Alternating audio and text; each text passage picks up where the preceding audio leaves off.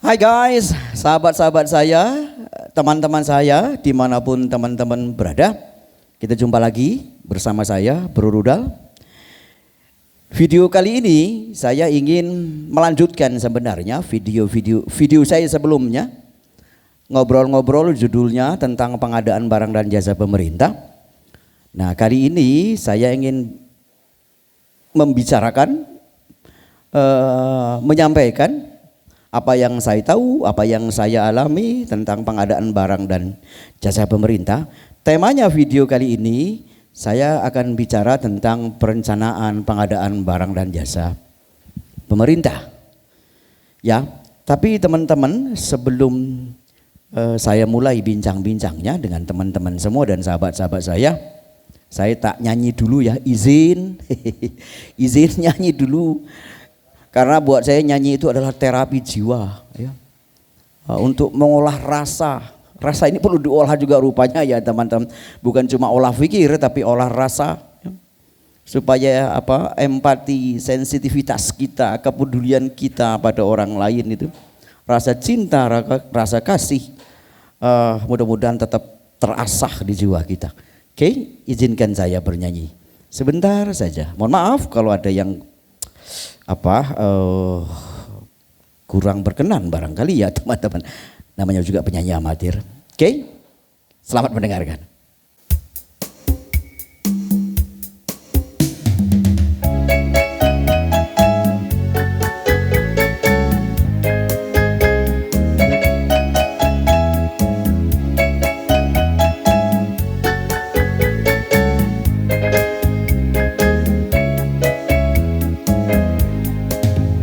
Jika malam aku mencarimu,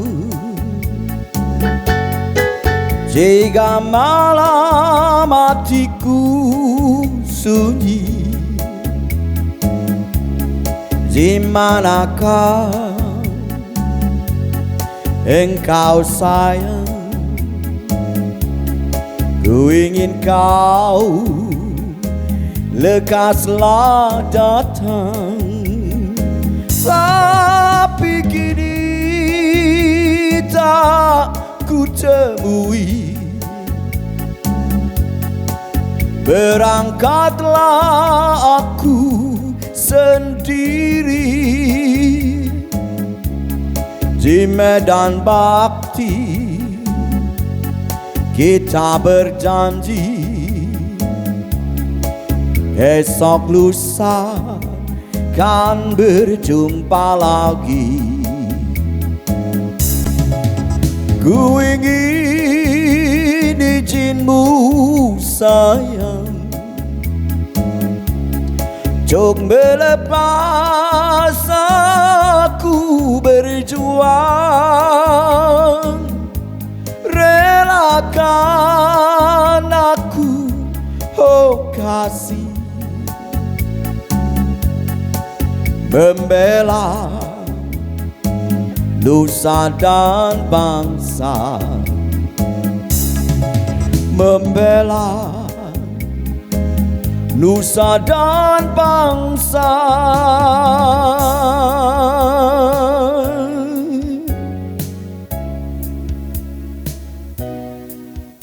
Teman-teman, di video ini saya ingin berbincang-bincang dengan teman-teman dan sahabat-sahabat saya semuanya tentang perencanaan pengadaan barang dan jasa pemerintah.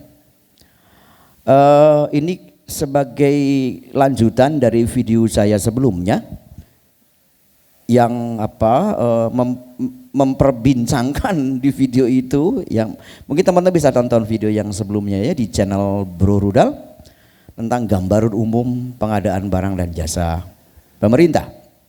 Gitu ya teman-teman semuanya. Teman-teman, pengadaan barang gitu ya, perannya sangat strategis dalam kegiatan pembangunan dan pelayanan publik gitu ya kan. Dan pelayanan publik, untuk itu pengadaan barang harus direncanakan dengan baik, direncanakan dengan matang Bapak Ibu dan sekalian. Gitu ya. Karena fungsi perencanaan ya, dalam sebuah manajemen pembangunan manajemen pengadaan barang itu menjadi sangat menentukan, ya, karena perencanaan yang baik akan menentukan keberhasilan dalam pelaksanaan pengadaan itu sendiri gitu ya teman-teman, begitu. Baik, bicara sedikit tentang perencanaan. Perencanaan selalu berkaitan dengan yang namanya tujuan dan sasaran. Ya, perencanaan selalu berkaitan dengan strategi, tindakan-tindakan masa datang yang akan dilakukan untuk mencapai tujuan dan sasaran. Isinya strategi. Perencanaan selalu bicara prioritas. Kenapa prioritas? Karena kita punya keterbatasan sumber daya uang, ya. Gitu ya teman-teman, bukan cuma uang, ya. Sumber daya SDM kita juga terbatas. Sumber daya uang tadi ya, belanja APBN, belanja APBD terbatas. Sehingga harus dibuat prioritas teman-teman. Gitu ya teman-teman semuanya. Itu saya kira dalam konteks perencanaan. Nah, khususnya dalam konteks perencanaan pengadaan barang dan jasa, Bapak dan Ibu sekalian, bahwa tujuan pengadaan itu satu, mendapatkan barang dan jasa yang tepat mutu, tepat jumlah, gitu ya, tepat waktu, tepat biaya, tepat penyedia dan tepat lokasi, dan dapat dipertanggungjawabkan, countable, gitu ya teman-teman. Itu tujuan dari pengadaan, value for money. Bagaimana memaksimalkan nilai manfaat uang APBN, APBD, ya, agar memberikan manfaat yang maksimal. Gitu kira-kira teman-teman bicara tujuan. Nah, untuk mencapai itu perlu dibuat yang namanya strategi, gitu, ya. Strategi apa pengadaan agar tujuan-tujuan tadi bisa tercapai. Kita ya teman-teman, karena kita punya keterbatasan, ya, tadi keterbatasan sumber daya yang kita punya. Oke, itu saya kira gambaran secara umum tentang perencanaan dan khususnya konteksnya perencanaan pengadaan barang dan jasa pemerintah. Kalau lihat tahapan-tahapan di perencanaan itu sendiri, ya, bahwa perencanaan pengadaan itu dimulai dari identifikasi kebutuhan. Ya. Yang kedua, kita bicara penetapan, ya, barang dan jasa yang akan kita adakan setelah melalui proses-proses analisis tentunya, ya, analisis belanja, karakter barang dan jasa kita, dan analisis pasar, analisis penyedianya, gitu kan. Ada enggak penyedianya? Bagaimana pasarnya? Banyak enggak penyedia yang menyediakan barang itu, gitu ya kan? Atau cuma sedikit, gitu ya kan? Itu yang perlu dipertimbangkan. Terus baru kita bicara bagaimana cara pengadaannya. Ya. Bagaimana cara? Kalau di pemerintahan ada dua cara, ya, cara swakelola kita kerjakan sendiri.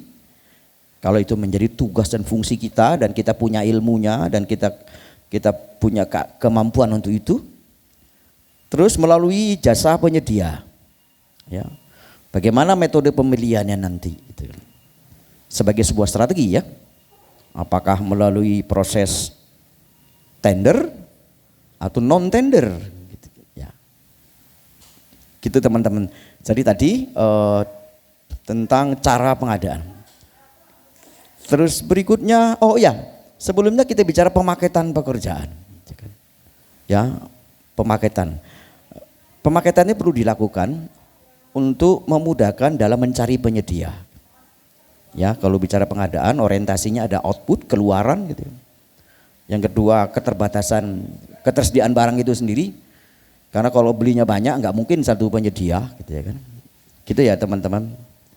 Nah, ada banyak hal lagi. Kenapa pemaketan itu perlu? Hati-hati dengan pemaketan, ya teman-teman semuanya nanti. Karena keberhasilan pengadaan juga akan dipengaruhi pemaketan pekerjaan kita nanti. Ya. Nah, berikutnya terus bicara soal jadwal. Kapan persiapan itu dilakukan? Kapan persiapan pemilihan dilakukan? Pertama persiapan pengadaannya, ya. terus persiapan pemilihan penyedianya, baru masuk ke pelaksanaan. Itu pelaksanaan pemilihan penyedia itu sendiri, apakah tender, apakah non tender tadi gitu ya. Terus tantangan kontrak, berapa lama pelaksanaannya, dan kapan barang itu akan diserahkan. Karena perlu diperhatikan teman-teman semuanya, bahwa barang itu memberikan manfaat yang optimal ya kepada pengguna, pemanfaat kalau tepat waktu gitu. Enggak ada gunanya pengadaan barang kalau tidak tepat waktu, maka tidak akan memberikan manfaat yang optimal ya, yang maksimal kepada pemanfaat ya, mendelivery barang itu ke masyarakat gitu kan. Gitu ya teman-teman. Apalagi sekarang di era Covid ini yang mendorong tumbuhnya ekonomi ya diantaranya adalah belanja pemerintah. Jadi harus segera dilakukan teman-teman di tahun 2021 ini, cepat laksanakan pengadaan gitu ya. Karena ini akan mendorong bergeraknya ekonomi di negara kita gitu ya. Dalam suasana seperti sekarang ini. Nah, baru tahapan berikutnya adalah menyusun rencana anggaran biaya. Mohon dipertimbangkan komponen-komponennya nanti ya teman-teman. Harga barang itu sendiri, biaya pengiriman, biaya suku cadangnya, begitu ya teman-teman ya. Terus purna jualannya dipikirin juga, jangan asal beli, asal diadakan. Mohon suku cadangnya dilihat, servisnya seperti apa, biaya operasi, biaya pemeliharaan mohon dipertimbangkan juga gitu kan. Ya, susun RAB-nya teman-teman ya. Kalau konsultan ya ada biaya personil, ada biaya non personil dan segala macam ya teman-teman. Oke, itu jadi mohon komponen RAB-nya itu betul-betul difikirkan, jangan sampai ada yang kelupaan teman-teman. Karena banyak sekali menurut saya dari beberapa case gitu ya, ketidakmatangan teman-teman menyusun RAB pada saat perencanaan ini akan berdampak dalam proses pelaksanaan gitu kan. Jadi banyak ketika proses pelaksanaan ternyata anggarannya nggak cukup gitu ya. Karena nggak matang kita waktu nyusun RAB pada tahap perencanaan itu. Ini akan sangat mempengaruhi keberhasilan dari program-program pembangunan ya. Artinya ketidaktercapaian spesifikasi karena anggaran pada saat nyusun tadi tidak matang kan akhirnya berdampak kepada output dari kegiatan gitu ya kan. Output barang dan output akan berpengaruh terhadap program. Program tidak akan tercapai kalau kegiatan-kegiatannya tidak tercapai. Gitu ya teman-teman, ruang lingkup dari proses perencanaan. Saya akan mulai dari identifikasi dulu. Ya, identifikasi kebutuhan barang dan jasa dalam rangka mendukung kegiatan. Kegiatan mendukung program. Nah, mohon ini menjadi perhatian yang serius ya. Kadang jangan sampai kita mengadakan barang gitu kan. Barang yang tidak kita butuhkan gitu kan. Ya, tidak kita butuhkan gitu kan. Belilah barang yang betul-betul memang sesuai kebutuhan. Gitu ya teman-teman. Nah, kebutuhan ini dituangkan dalam ukuran-ukuran yang disebut dengan spesifikasi. Kita sering speknya seperti apa, spesifikasi. Ini ukuran-ukuran ya teman-teman. Contoh saja begini. Ketika teman-teman mau beli laptop atau komputer lah kira-kira gitu ya kan. Saya kira bicara soal komputer, ini kan speknya macam-macam ya. Semakin tinggi speknya semakin mahal. Ya kan? Fitur-fiturnya semakin canggih dan semakin banyak tentu fitur yang diberikan oleh spek-spek di komputer tadi ya. Gitu ya teman-teman semuanya. Contoh saja, ketika kita mau pengadaan komputer. Pertanyaan berikutnya, komputer untuk siapa dulu nih? Kalau komputer ini memang dibutuhkan oleh teman-teman di pengolahan data, kan ada biasanya ya unit pengolahan data di situ, ada namanya Pusdatin, pusat data dan informasi gitu ya. Tentunya itu mengolah data yang besar dan mungkin bukan cuma data numerik ya, tapi bisa data gambar, data video. Nah, tentunya membutuhkan spesifikasi komputer yang canggih. Ya, kalau canggih pasti mahal harganya. Gitu ya teman-teman semuanya. Nah, Sedangkan mungkin teman-teman di sekretariat misalkan butuh komputer gitu ya. Ya karena memang tugas dan fungsinya gitu ya. Itu ya kalau di sekretariat kan paling butuh Word, ngitung-ngitungnya pakai Excel. Ya jarang lah ngolah data yang besar gitu ya. Paling buat email teman-teman gitu ya. Nah ini saya kira speknya tidak perlu terlalu canggih ya. Tidak perlu disamakan dengan apa spek yang ada di teman-teman di Pusdatin. Dan kalau speknya tidak setinggi di teman-teman di Pusdatin, maka harganya pun akan lebih murah gitu ya. Ya itu contoh saja melakukan identifikasi kebutuhan. Nah terus yang kedua mohon dicek juga gitu ya teman-teman. Apakah komputernya memang kurang gitu ya kan. Kalau masih komputer yang ada, yang sekarang kita punyai, yang ada di daftar inventaris kita masih ada, ya nggak usah lah beli. Kalau mau di upgrade saja gitu. Atau yang ya error sedikit ya diperbaiki. Ya, saya kira itu ya teman-teman mohon dipertimbangkan. Karena pengefisiensi lah teman-teman ya uang negara. Kita kan punya keterbatasan ya, seperti di kita di prinsip-prinsip perencanaan. Keterbatasan sumber daya. Gunakanlah sesuai dengan kebutuhan gitu ya. Ya, terus kedua mungkin dilihat juga keberlanjutan barang itu. Jangan project oriented ya. Beli sesaat. Hanya kebutuhan sesaat. Jangan ya teman-teman ya. Jadi beli barang yang untuk kebutuhan yang panjang gitu-gitu aja. Ya, jadi itu saya kira bicara soal identifikasi. Jadi prinsipnya apa? Sesuaikan dengan kebutuhan lah kira-kira Bapak dan Ibu sekalian ya.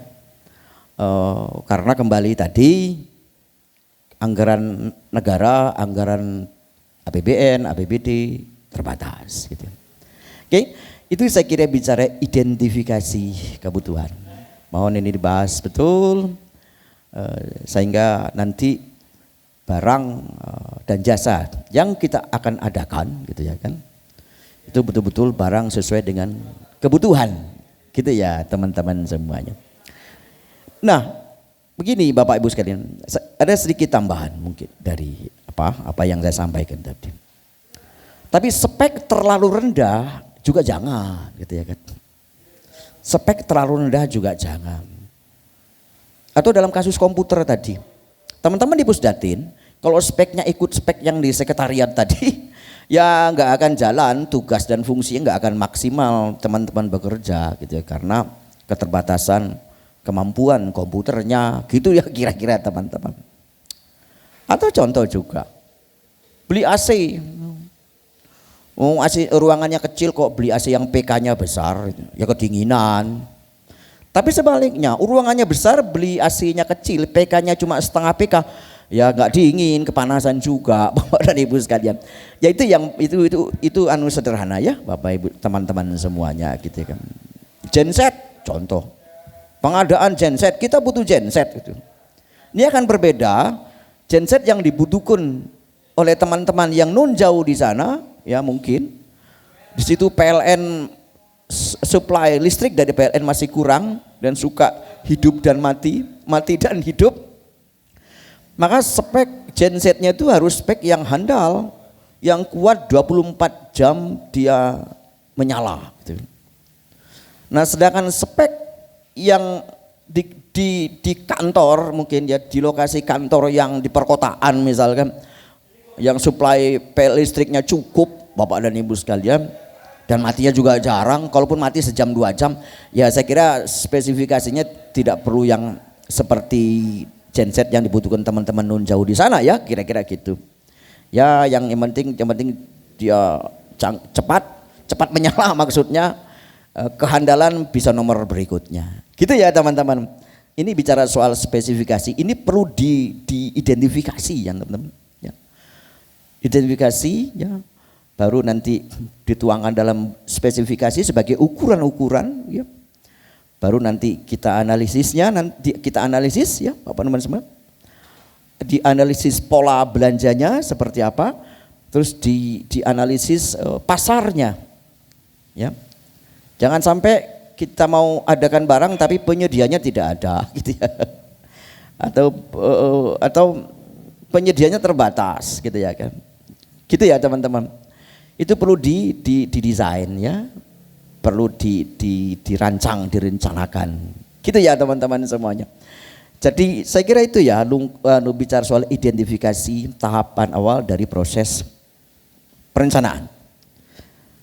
Ya, karena teman-teman semuanya video ini kan nggak bisa panjang ya, karena equipment saya juga terbatas apa adanya. Ya, jadi saya pikir bicara perencanaan juga tadi kayaknya harus dibuat beberapa video ya teman-teman. Nah tahap awal ini saya bicara identifikasi kebutuhan. Ya, terus tahap berikutnya kita bicara soal prioritas dan penetapan. Terus video berikutnya kita akan bicara pemaketan pekerjaannya. Video berikutnya kita akan bicara soal jadwal, penting sekali jadwal. Ya, terus video berikutnya kita bicara RAB. Ya, gitu teman-teman ya. Yang bisa saya sampaikan, mudah-mudahan ini bermanfaat. Silakan kasih komentar ya teman-teman semuanya. Mungkin ada teman-teman masukan dari teman-teman, saya sangat senang sekali. Ya. Gitu ya teman-teman. Jangan lupa ya, subscribe yang belum subscribe, like kalau suka, komen monggo, senang sekali saya di komen, dikritik monggo saja ya teman-teman. Ya. Mudah-mudahan agar video ini bisa berlanjut terus, agar saya semangat membuat video-video berikutnya. Gitu ya teman-teman yang bisa saya sampaikan. Sampai ketemu di video berikutnya. Salam lakonono uribiki karo seneng.